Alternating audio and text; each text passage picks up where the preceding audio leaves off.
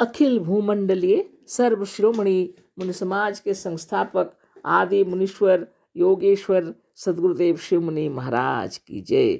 उपस्थित मुनि वृंद, साधु सज्जन वृंद, संत वृंद, साधक वृंद, आध्यात्म ज्ञान के जिज्ञासुओं और प्रेमियों, सभी श्रोता वृंद, आप सबको मेरा कोटिशः नमन, सप्रेम जय जीव। आप भी सोचते होंगे यह कौन सा पाठ है? हाँ यह क्या सत्संग है ना, क्या है?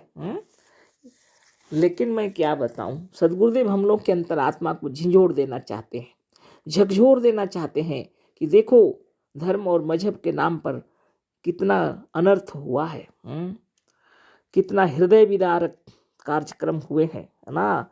इसलिए लिखे हैं गुरुदेव ताकि हम लोग को मालूम हो जाए कि यह सब जो कुछ नरसंहार हुआ है धर्म के नाम पर, यह पिशाच भी इतना तो खराब ही नहीं होंगे जितना खराब हुआ है ना। इसलिए गुरुदेव शीर्षक दिए हैं, अध्याय 8 है और शीर्षक है हत्यारा मजहब और उसकी पैशाचिकता। जितना कार्यक्रम हुआ है ये धर्म के नाम पर हुआ है, और हम लोग इसको खाली पढ़ के पार कर देना चाहते हैं। कौन इसके पीछे दिमाग चटाएगा? यह सत्संग नहीं है, लेकिन हमारे हृदय को झंझोड़ दिए हैं गुरुदेव कि देखो धर्म के नाम पर तुम जो इतने प्रसन्न होते हो, आत्मा को जानते नहीं, है ना। इसीलिए सदगुरु लिखे हैं। चलिए आगे पढ़ते हैं हम लोग, है ना। तो पहले जो लिखे थे वो गौरव हम उसको दोबारा नहीं पढ़ेंगे, आगे पढ़ रहे हैं। सन 1915 नहीं 1900 नहीं है, सन 1015 से सन 1292 तक ईसाइयों ने हजरत ईसा की कब्र पर कब्जा करने के लिए अनेक बार यरूशलेम पर चढ़ाई की और मुसलमानों से लड़ी। अभी अब मुसलमानों से लड़ने गए हैं। ईसाइयों की सेना जिस भयंकरता और निर्दयता से लड़ती थी, संसार के इतिहास में उसके सदृश कोई भी लड़ाई नहीं हुई। पहले आक्रमण में जब यरूशलेम पर ईसाइयों ने कब्जा किया तो ना उम्र का ख्याल किया ना स्त्रियों का।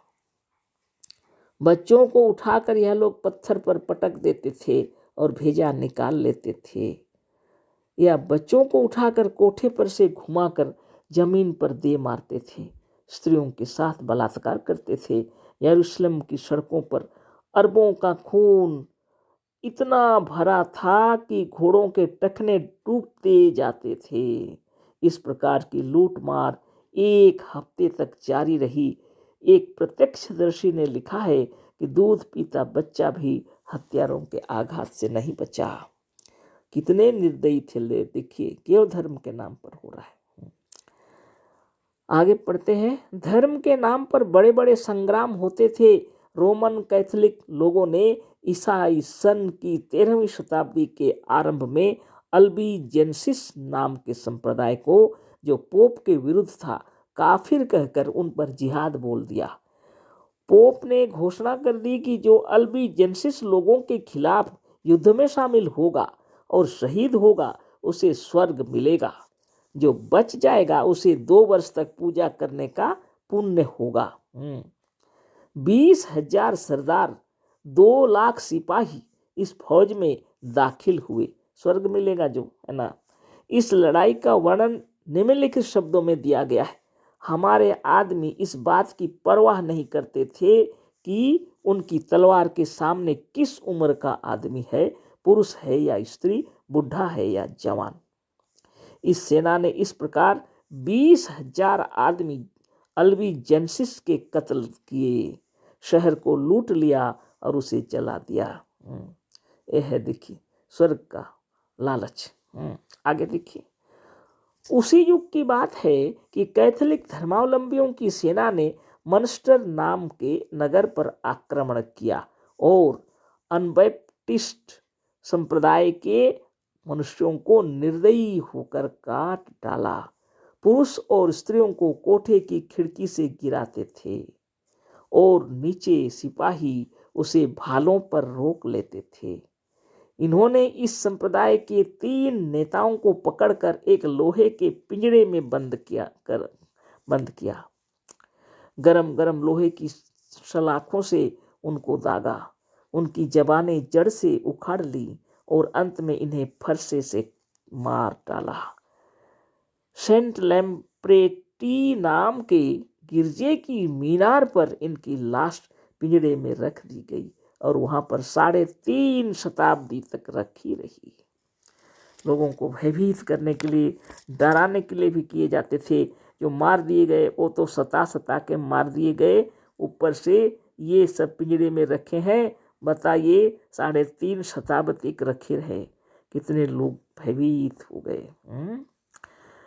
सन 1582 में सेंट बारथलामो के जन्मदिन के अवसर पर एडमिरल कालिसी को, जो ह्यूगनो संप्रदाय के नेता थे, एक कैथोलिक सरकारी अफसर ने मार डाला और उसके बाद प्रोटेस्टेंट लोगों का बकायदा कत्ल शुरू हो गया। दूसरे दिन दोपहर के पहल सिर्फ पेरिस में 2000 प्रोटेस्टेंट मारे जा चुके थे। जब इस कत्ल का समाचार कैथोलिक धर्म के केंद्र रोम में पहुंचा तो वहां के गिरजे में खुशियां मनाई गईं और धन्यवाद की प्रार्थनाएं की गईं। लोरेन के कार्डिनल यानी बड़े पादरी ने राजा के पास बधाई भेजी और लिखा कि आपने बहुत साधुता और वीरता, बाप रे बाप, ऐसी बातें हो रही हैं। आगे देखते हैं, है ना। जो वीरता से काम किया, जो केवल पेरिस में ही नहीं बल्कि खास शहरों में भी कत्ल का हुक्म दे दिया। मुझे आशा नहीं थी कि आप इतना अच्छा काम करेंगे। देखिए, इस युद्ध में ज्यादा से ज्यादा 20,000 आदमी और कम से कम 10,000 आदमी मारे गए। बताइए, एक व्यक्ति जब मर जाता है, कोई कत्ल कर देता है, तो पूरे एरिया में क्या हालत होती है। और देख लीजिए, इसी के बदले में हेनरी चौथे ने पेरिस पर 1590 ईस्वी में आक्रमण किया और उसको घेर लिया। पेरिस निवासियों का भोजन बंद हो गया। उन लोगों को मजबूर होकर कुत्ते, बिल्ली और चूहों को खाना पड़ा। ये लोग मरे जानवरों और मरे आदमियों की हड्डियां कब्र से निकाल कर पीसते थे और उसके आटे की रोटी खाते थे। उफ! इस घेरे में 13,000 आदमी भूखों मर गए और 20,000 ने ज्वर से प्राण गंवाए। कई स्थिति थी धर्म के नाम पर। और ईश्वर ऊपर से तमाशा देख रहे थे। सब कहते हैं ना, ऊपर में ईश्वर है। आगे पढ़िए, देखिए। स्पेन के राजा फिलिंग दूसरे ने यह प्रण किया कि वह प्रोटेस्टेंट लोगों को या तो रोमन कैथोलिक बनाएगा या उनकी भूमि को इस प्रकार बर्बाद कर देगा कि वहां कोई न रह सकेगा और न रहना पसंद करेगा। जितनी पैशाचिकता की कल्पना हो सकती थी सब अमल में आई। आदमी पकड़े जाते थे, उनके हाथ पैर मरोड़ मरोड़ कर उनके शरीर से अलग कर दिए जाते थे। जबान जड़ से निकाल ली जाती थी और आग जलाकर उसके ऊपर आदमी को लटका कर उस पर से झुलाते थे, जिससे वह धीरे धीरे झुलसे। प्रोटेस्टेंट भी इसका बदला लेते थे। उन्होंने रोमन कैथोलिक को पाया तो खूब सताया, कैथोलिकों को पाया तो खूब सताया। यह लोग रोमन कैथोलिक संप्रदाय के व्यक्ति को पकड़कर सर से पैर तक उसके शरीर को झुलसा देते थे, उसके पैर की खाल निकाल लेते और उसे हफ्तों तक काल कोठरी में डाल देते, जहाँ वहाँ पड़ा करहता रहता। उसे फिर उठा मंगाते और उसको लिटा देते। उसके पेट पर एक मिट्टी का घड़ा उल्टा रख देते। इस घड़े में कुछ चूहे डाल देते और घड़े पर कोयले की आग रख देते। चूहे गर्मी से घबरा कर भागना चाहते और उसका पेट फाड़ डालते थे। चूहे उसके पेट में जो सुराख कर देते थे उसमें अंगारे डाल दिए जाते थे। फिर यह हुक्म होता कि जिंदा रहते ही इस आदमी का हृदय इसके वक्षस्थल से चीर कर निकाल लिया जाए और उसके मुंह में डाल दिया जाए। बाप रे! इसके बाद उसका सर काट लिया जाता और जिस गांव का वह रहने वाला होता वहां के गिरजे पर उसका सर लटका दिया जाता। क्या इन बातों के होते हुए भी आप मजहबी कीचड़ से निकलकर मुक्त होना नहीं चाहते? मजहब किसी तरह से भी मनुष्य जाति को सुख, शांति, मुक्ति, वैकुंठ और स्वर्ग नहीं दे सकता। इसे हम इसी पुस्तक में खूब विस्तार के साथ लिख चुके हैं और आगे भी लिखेंगे। जो लोग इन झगड़ों को छोड़कर सच्ची शांति और सच्ची मुक्ति को प्राप्त करना चाहते हैं, वही हमारे शांतिदायी विचार, मुक्त और स्वतंत्र होने का उपाय, वेदांत सिद्धांत और सच्ची शांति, सच्ची मुक्ति और सच्चा स्वराज प्राप्त करने का उपाय का नित्य पाठ करें।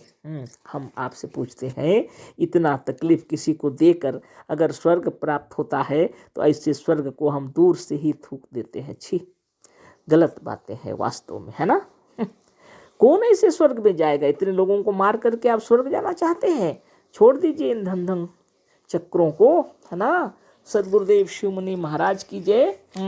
अपने हृदय को शुद्ध बुद्ध निर्मल और निरामय कीजिए। ये तो पढ़ने का क्या, सुनने का क्या, ये बातें तो चर्चा के बाहर की चीजें हैं, लेकिन सदगुरुदेव लिखे हैं हमारी अंतरात्मा को झकझोर डालने के लिए कि कितना गंदा है यह। इसको क्या कहें हम, है ना। इसलिए यह धर्म नहीं, यह कीचड़ है ना। बिल्कुल हमारे पास शब्द नहीं है इसके लिए कि हम इसे क्या कहें, है ना। इसको छोड़ देना ही अच्छा है। स्वर्गस्थ हो जाइए, है ना। सर्वे भवन्तु सुखिनः, सर्वे सन्तु निरामयः, है ना। इससे बढ़कर कुछ भी नहीं है। सर्वे भद्राणि पश्यन्तु मा कश्चित् दुःख भाग् भवेत्। अगर आप सचमुच में आत्मा को जानेंगे तो आपको किसी को पीड़ा पहुंचाने की इच्छा नहीं होगी, है ना। इसलिए ज्ञानी बनना पड़ेगा। आत्मज्ञान सबसे बड़ा ज्ञान है। ध्यान और तपबल से अपने आप को जानिए। एक छोटा सा कांटा भी घुस जाता है तो हमें कितनी परेशानी होती है। और देखिए हम लोगों ने क्या पढ़ा, बाप रे बाप। ये पाठ पूरा हो गया। कल दूसरे विषय पर चर्चा होगी। अशेष धन्यवाद, कोटिशः नमन, सप्रेम जय जीव। सद्गुरुदेव शिव मुनि महाराज की जय।